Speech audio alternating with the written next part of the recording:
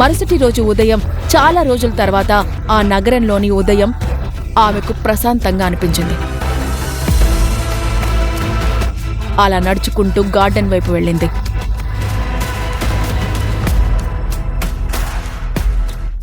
అక్కడ formal pant, shirt వేసుకున్న ఒక వ్యక్తి పెద్ద కత్తెరతో మొక్కల కొమ్మలు కత్తిరిస్తూ కనిపించాడు. ఆ తర్వాత ఏం జరిగిందంటే, అయ్యో దేవుడా, ఇతనేదో పిచ్చి తోటమాలిలా ఉన్నాడు. అర్మాన్కి ఎంతో ఇష్టమైన ఖరీదైన మొక్కల్ని పాడు చేస్తున్నాడు. అర్మాన్కి తెలిసిందంటే ఇతని పని అయిపోయినట్టే. ఆ వ్యక్తి ఆస్థా వైపు తిరిగాడు. అతని లోతైన నల్ల కళ్ల చూపు నేరుగా ఆమెను తాకింది. ఒక్క క్షణం అతని గుండె ఆగినట్టయింది. ఒకవైపు ఆ గన్ పట్టుకుని తిరిగే రాక్షసుడి నుంచి నిన్ను కాపాడాలని చూస్తుంటే పైగా నువ్వు నన్నే చూస్తూ నిలబడ్డావా? ఆ వ్యక్తి మరెవరో కాదు, ఆర్మాన్. అతను ప్యారిస్ బయలుదేరాడు. కానీ చెడు వాతావరణం కారణంగా మీటింగ్ పోస్ట్ పోన్ అయింది. మొక్కలు నాటడం, వాటిని చూసుకోవడం ఆర్మాన్కి ఉన్న ఒక్కటే ఇష్టం. పాపం ఆస్థాకి అది తెలీదు. అలాగే ఆర్మాన్కి కూడా ఆస్థా అసలు ఎవరో తెలీదు. నువ్వు ఎవరితో మాట్లాడుతున్నావో తెలుసా? ఇంకా టైం ఉంది. బ్యాగ్ సర్దుకుని ఇక్కడి నుంచి పారిపో. అదృష్టం ఎప్పుడో ఒకసారి అందరికీ నిజం చూపిస్తుంది. ఒక్కసారిగా ఆర్మాన్ చేతిలో ఉన్న కత్తెరను పక్కకి పడేసి ఆస్థా చేతిని పట్టుకొని తన వైపు లాగాడు. ఇప్పుడు ఆస్థా అతనికి చాలా దగ్గరగా ఉంది. ఒక క్షణం పాటు ఆర్మాన్ కూడా ఆమె అందంలో మునిగిపోయాడు. నా చెయ్యి పట్టుకునే ధైర్యం ఎలా వచ్చింది నీకు? పనివాడివి పనివాడిగా ఉండు, అర్థమైందా? ఇప్పుడే నన్ను పనివాడన్నావా? నేను ఎవరో నీకసలు తెలీదు. అయ్యో చూడు, ఈ కాలంలో మంచితనం అనేదానికి విలువే లేదు. నేను నిన్నిక్కడ ఆ గను పట్టుకుని తిరిగే పిచ్చోడి నుంచి కాపాడాలని చూస్తుంటే నువ్వేమో నన్నే బెదిరిస్తున్నావా? బెదిరింపా? ఏంటి ఆ బెదిరింపు? అయ్యో దేవుడా, ఆ ఇంట్లో ఆ రాక్షసుడు తనలాగే ఉన్న వాళ్ళనే పెంచుకుంటున్నాడు. తడి అంటే బెదిరింపు. నేను నిన్ను కాపాడాలని చూస్తుంటే నువ్వేమో నాపైనే రౌడీజం చూపిస్తున్నావు. అది విన్న ఆర్మాన్ రెప్పపాటు లేకుండా ఆస్థాను గట్టిగా చూస్తూ నిలబడ్డాడు. అతని కోపం క్షణక్షణానికి పెరిగిపోతోంది. వదినా? ఆస్థా వెనక్కి తిరిగి చూసింది. కాలేజ్ నుంచి ఈరోజు త్వరగా ఇంటికి వచ్చిన అహాన్ తలుపు దగ్గర నిలబడి ఉన్నాడు. అన్నయ్య ఇంట్లో లేడు కదా, మరి మీరు ఎవరితో మాట్లాడుతున్నారు? మొదట అహాన్కి ఆస్థా ఒంటరిగా మాట్లాడుతున్నట్టే కనిపించింది. కాని అతని ముందుకు వచ్చి ఆర్మాన్ని చూసిన క్షణం అతని గుండె ఒక్కసారిగా దిగిపోయింది. భయంతో చెమటలు పట్టి తడబడుతూ మాట్లాడాడు. వదినా? అంటే మేడం ప్లీజ్ లోపలికి రండి.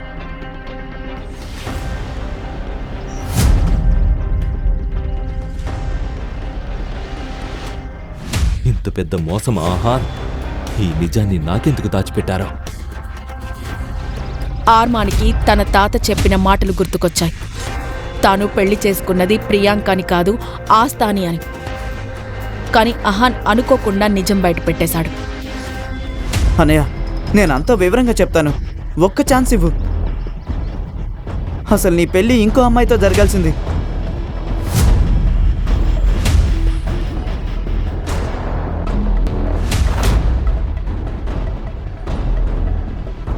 అహాన్ పెళ్లి గురించి జరిగిన అసలు నిజం మొత్తం చెప్పడంతో ఆర్మాన్ శరీరం కోపంతో వణికిపోయింది.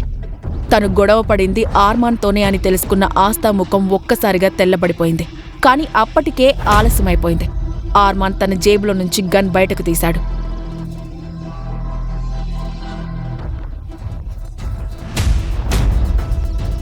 అర్మాన్, ఏం చేస్తున్నారు మీరు? నాతో అబద్ధం చెప్పే వాళ్ళంటే, నన్ను మోసం చేసే వాళ్ళంటే నాకు అసహ్యం. ఇప్పుడు నన్ను మోసం చేశారు. అలా అంటూ ఆర్మాన్ ట్రిగర్ నొక్కేశాడు. భయంతో ఆస్థా గట్టిగా అరుస్తూ అక్కడికక్కడే స్పృహ తప్పి పడిపోయింది.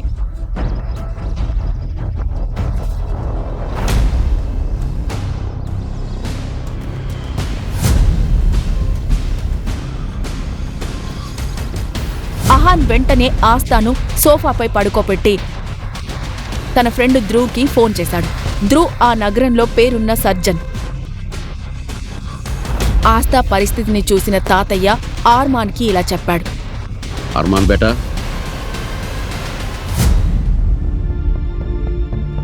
నీ పెళ్లి ప్రియాంకతోనే జరగాల్సిందని నేను ఒప్పుకుంటున్నాను.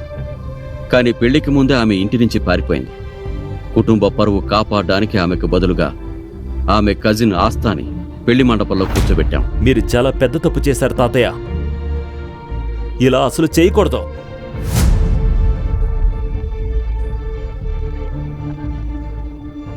కొద్దిసేపటికి ధ్రువ్ అక్కడికి వచ్చి ఆస్తాను పరీక్షించి ఒక ఇంజెక్షన్ ఇచ్చాడు. ఆందోళన పడాల్సిన పని లేదు. నేను మందిచ్చాను. వదినకి ఇంకొద్దిసేపట్లో స్పృహ వస్తుంది. ధ్రువ్ మాట పూర్తవగానే ఆర్మాన్ గదివైపు నుంచి మరొకసారి గన్ పేలిన శబ్దం వినిపించింది. అందరూ ఒక్కసారిగా షాక్ అయ్యారు. వెంటనే అతని గదివైపు పరిగెత్తారు. భయంతో అలోక్ సింఘానియా చెమటలలో తడిసిపోయాడు. అతనికి పరిగెత్తే శక్తి కూడా లేకపోయినా ఎలాగోలా ఆర్మాన్ గదికి చేరుకున్నాడు. లోపలికి వెళ్లి చూసేసరికి ఆర్మాన్ చేతి నుండి రక్తం కారుతోంది. అర్మాన్ అన్నయ్య, ఇదేం చేశారు? ధ్రువ్, త్వరగా చూడు. అప్పటికే అక్కడికి చేరుకున్న తాతయ్య ఆ దృశ్యం చూడగానే తీవ్ర ఆందోళనకు గురయ్యాడు. ఆయనకు ఊపిరి కూడా సరిగ్గా ఆడలేదు. ధ్రువ్, ముందు తాతయ్యను చూడు. తాతయ్య! తాతయ్య ఊపిరి కోసం ఇబ్బంది పడుతున్నారని చూసిన ఆర్మాన్ వెంటనే ధ్రువ్ని కార్ తీసుకురమ్మని చెప్పాడు. తాతయ్య! ఆర్మాన్తో పాటు అందరూ తాతయ్యను తీసుకొని కిందికి వస్తున్నారు. అప్పుడు ఒక్కొక్కరిగా అందరి చూపు హాల్లో ఉన్న ఆస్తాపై పడింది. ఎందుకంటే ఆమె ఇంకా స్పృహ లేకుండా సోఫాపైనే పడుకొని ఉంది. చివరకు ఆర్మాన్ చూపు కూడా ఆస్తాపై పడింది. అతను ఆమె వైపు కోపం, ద్వేషంతో చూశాడు. తాతయ్య, ఈ పరిస్థితికి కారణం నువ్వే. ఆస్తా, దీనికి నువ్వేదో ఒక రోజు మూల్యం చెల్లించాల్సిందే. కొద్దిసేపటికి వాళ్లందరూ నగరంలోని ప్రముఖ హాస్పిటల్కి చేరుకున్నారు. తాతయ్యను వెంటనే ఎమర్జెన్సీ వార్డులో చేర్చారు. ఇక ఇంట్లో ఆస్తా స్పృహ వచ్చిన వెంటనే ఇంటంతా అలుముకున్న నిశ్శబ్దం ఆమెకు వింతగా అనిపించింది. తల బరువుగా ఉండడంతో నెమ్మదిగా లేచి ఇంట్లో అందరినీ వెతుకుతూ తిరగసాగింది. తాతయ్య! తాతయ్య! ఆహాన్ గారు! ఎవరైనా ఉన్నారా? మేడం! నువ్వెవరు? నా దారిని ఎందుకు అడ్డుకుంటున్నావు? మేడం, నా పేరు దేవ్. ప్రస్తుతం ఇంట్లో ఎవరూ లేరు. అలాగే మీకు బయటికి వెళ్ళడానికి అనుమతి కూడా లేదు. ఎవరూ లేరా అంటే? ఇప్పుడే అందరూ ఇక్కడే ఉన్నారు కదా.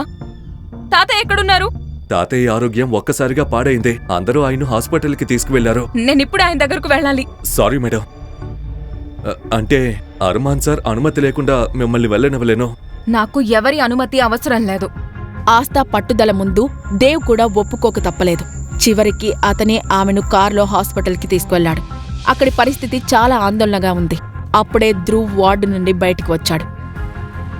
అర్మాన్ బ్రో, తాతయ్య పరిస్థితి చాలా క్రిటికల్ గా ఉంది. ఇది ఆయనకు 2వ హార్ట్ అటాక్. ఇక ఆయనకు కొంచెం కూడా టెన్షన్ అవ్వకూడదు, లేదంటే మనం ఆయన్ని కోల్పోయే ప్రమాదం ఉంది. ఏమంటున్నావు ధ్రువ్? నా తాతయ్యకేమీ కాదు. అది నీకు బాగా అర్థమై ఉండాలి. నిజం చెప్పాలంటే అర్మాన్ బ్రో, మీ మొండితనం, మీ కోపమే ప్రతిసారి ఆయన ప్రాణాలను ప్రమాదంలో పడేస్తున్నాయి. ఈ నిజాన్ని మీరు నమ్మకపోయినా మార్చలేరు. అర్మాన్, వదిలే అతన్ని.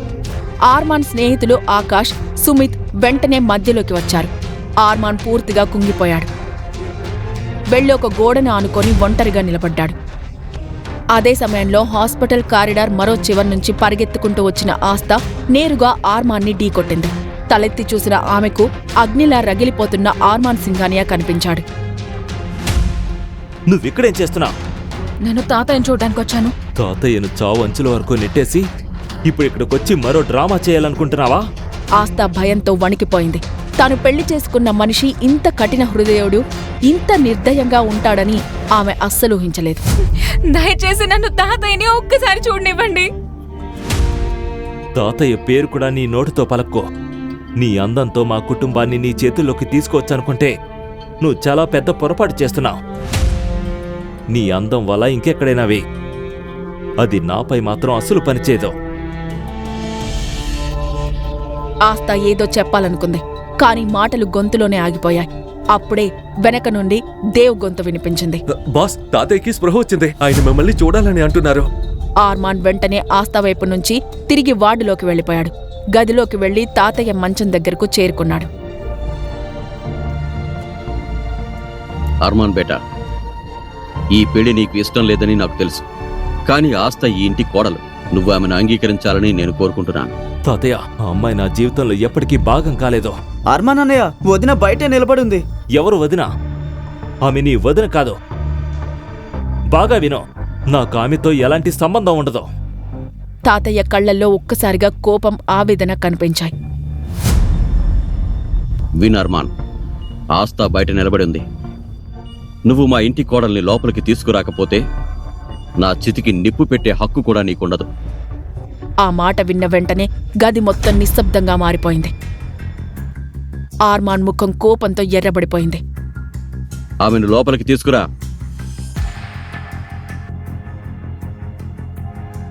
అర్మాన్ అన్నయ్య, ఒక్కసారి ఆలోచించండి. తాతయ్యకి ఇప్పుడు ఆస్థా వదిన మీద ఎంతో అనుబంధం ఏర్పడింది. వాళ్ళిద్దరినీ విడదీయాలని చూస్తే ఆ టెన్షన్ ఆయన ప్రాణాలకే ప్రమాదం కావచ్చు. మీ కోపం కోసం నిజంగానే ఆయన ప్రాణాలను పణంగా పెడతారా?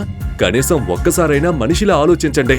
ఈ అమ్మాయి వల్ల తాతయ్య ఆరోగ్యం బాగుంటే నేను కూడా ఆమెను నా అవసరానికి తగ్గట్టుగా ఉపయోగించుకుంటాను.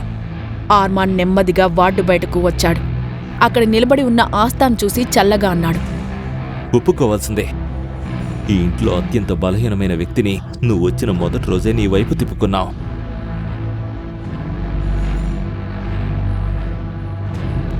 తాతయ్య ఈ హాస్పిటల్లో ఉన్నంత వరకు నువ్వు నా భార్యగా నటించాలి. ఇంకా నీ కళ్ళ నుంచి ఒక్క కన్నీటి చుక్కపడినా నీ మొత్తం కుటుంబాన్ని నాశనం చేసేస్తాను. ముందు కన్నీళ్లు తుడుచుకుని జుట్టు సరిచేసుకుని లోపలికి రా. చిన్నపిల్లల ఆస్త కన్నీళ్లు తుడుచుకొని ఆర్మాన్ వెంట గదిలోకి వెళ్ళింది. తాతయ్య నవ్వుతూ ఆస్తా చేతిని తన చేతిలోకి తీసుకున్నాడు. ఆర్మాన్ మాత్రం ఒక మూలన నిలబడి వాళ్ళిద్దరినీ గమనిస్తున్నాడు. ఈ అమ్మాయి ఏం మాయ చేసిందో కొన్ని గంటల్లోనే ఇంట్లో అందరినీ తన వైపుకు తిప్పుకుంది. దీని సంగతి తర్వాత చూస్తాను. వదినా, ఇప్పుడు మీ ఆరోగ్యం ఎలా ఉంది? ఏ Akash, the great through treatment మీద నీకు నమ్మకం లేదా? ఊరికే అడిగానంతే. ఆకాష్ అన్నయ్య, ధ్రువ్ గారు చెప్పింది నిజమే. ఇప్పుడు నాకు చాలా బాగుంది.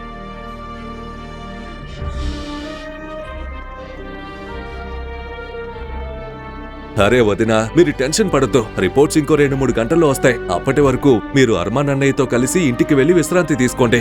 అది విన్న ఆస్తా ముఖం ఒక్కసారిగా తెల్లబడిపోయింది. ఆమె పెదవులు వణికాయి, కాని నోట్లో నుంచి ఒక్క మాట కూడా రాలేదు. ఆస్తా, ధ్రువ్ చెప్పింది కరెక్టే. నువ్వు కూడా అనారోగ్యానికి గురైతే తాతయ్యని ఎవరు చూసుకుంటారు? పద, ఇంటికి వెళ్దాం.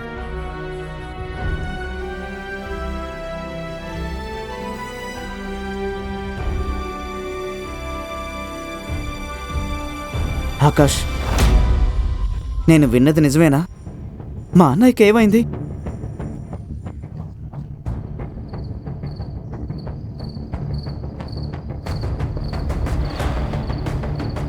దేవుడా, ఈ రాక్షసుడి నుంచి ఈరోజు నన్ను కాపాడు.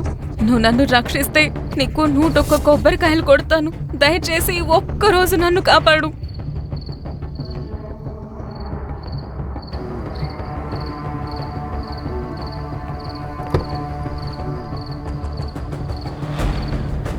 మాన్షన్కి చేరుకున్న తర్వాత ఆర్మాన్ వెనక్కి కూడా చూడకుండా నేరుగా లోపలికి వెళ్ళిపోయాడు. దేవ్ వచ్చి ఆస్తా కోసం కార్ డోర్ తెరిచాడు.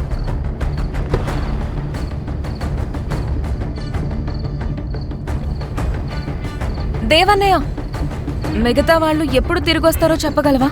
ఆందోళన పడొద్దు మేడం, ఇంకో 3 గంటల్లో అందరూ వచ్చేస్తారు. మీకేమైనా అవసరం ఉంటే నేను ఇక్కడే ఉన్నాను. ఆస్తా ఆర్మాన్తో ఒంటరిగా ఉండడానికి ఎంత భయపడుతుందో దేవ్కి అర్థమైంది.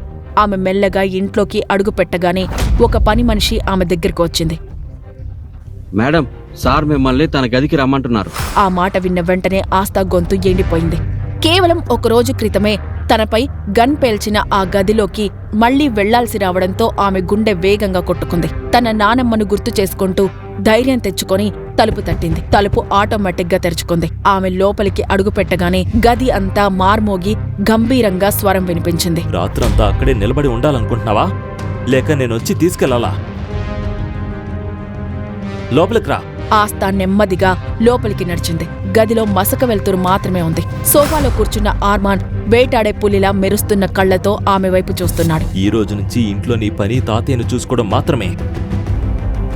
ఈ ఇంట్లో నువ్వొక్క పని మనిషిలా తాతయ్యను చూసుకునే వ్యక్తిలా ఉండాలి, అంతే. ఇంకా ఈ విషయం తాతయ్యకి గాని నా ఫ్రెండ్స్కి గాని ఎప్పటికీ తెలియకూడదు. తెలిసిందంటే ఊర్లో ఉన్న నీ నానమ్మ పరిస్థితి ఏమవుతుందో నీకే తెలుసు కదా. ఆస్తాకి ఆర్మాన్ ఒక మనిషిలా కాదు, శిక్ష విధించే యముడిలా కనిపించాడు. తల వంచుకొని నిలబడ్డ ఆమె కళ్ళ నుంచి నిశ్శబ్దంగా కన్నీళ్లు జారుతున్నాయి. ఆ కన్నీళ్లు చూసిన ఆర్మాన్ మనసు ఏమాత్రం కరగలేదు. ఆ కన్నీళ్ళు నా ముందు ఎంత కావాలంటే అంతేడు, కానీ తాతయ్య ముందు గాని నా ఫ్రెండ్స్ ముందు గాని ఒక్క కన్నీటి చుక్క కూడా పడకూడదు. లేదంటే దాని ఫలితం మంచిగా ఉండదు. మా ఊర్లో అందరూ నన్ను ఎంతో ప్రేమించేవారు, కానీ ఈ అపరిచితుడు నన్నెందుకు ఇంత ద్వేషిస్తున్నాడు? నీ సామాన్ తీసుకుని గదిలోకి షిఫ్ట్ అవ్వు.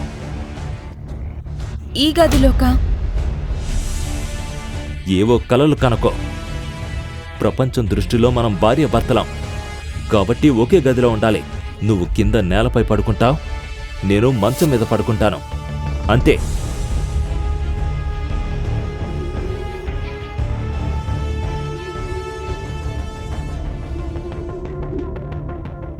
ఆస్తా వెంటనే తాతయ్య తనకు ఇచ్చిన గదికి వెళ్లి బోరున ఏడ్చింది. కాని కొద్దిసేపటికే ఆర్మాన్ చెప్పిన మాటలు ఆమె చెవుల్లో మార్మోగాయి. ఊర్లో ఉన్న నీ నానమ్మ పరిస్థితి ఏమవుతుందో నీకే తెలుసు కదా. నానమ్మ గురించి ఆలోచించగానే ఆస్తా తన కన్నీళ్లు తుడుచుకుంది. తన బాధ కంటే నానమ్మ భద్రతే ఇప్పుడు ఆమెకు ముఖ్యమైంది. నేను ఏడవకూడదు, ధైర్యంగా ఉండాలి. నానమ్మ తాతయ్య కోసం ఆ రాక్షసుణ్ణి ఎదుర్కోవాల్సిందే.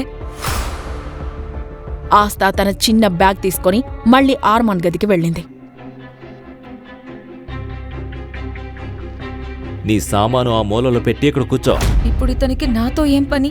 ఇంకా ఏమైనా మిగులుందా? ఆ ఫైల్ తీసుకో, అందులో ఒక కాంట్రాక్ట్ ఉంది. నాతో ఈ గదిలో ఉన్నంతకాలం ఆ కాంట్రాక్ట్లో ఉన్న నియమాల ప్రకారమే నువ్వు ఉండాలి. సైన్ చేయి. ఆస్తా ఫైల్ తెరిచి కాంట్రాక్ట్ పేపర్లు చూడగానే ఆమె కళ్ళు పెద్దవయ్యాయి. ముఖం మొత్తం వెలవెలబోయింది. ఆ పేపర్లో ఏం రాసి ఉంది? వాటిని చూసి ఆస్తా ఎందుకంత షాక్ అయింది? నానమ్మ తాతయ్య కోసం ఆస్తా ఆ కాంట్రాక్టుపై సంతకం చేస్తుందా? ఆర్మాన్ కోపం వెనక దాగి ఉన్న గత రహస్యం ఏమిటి?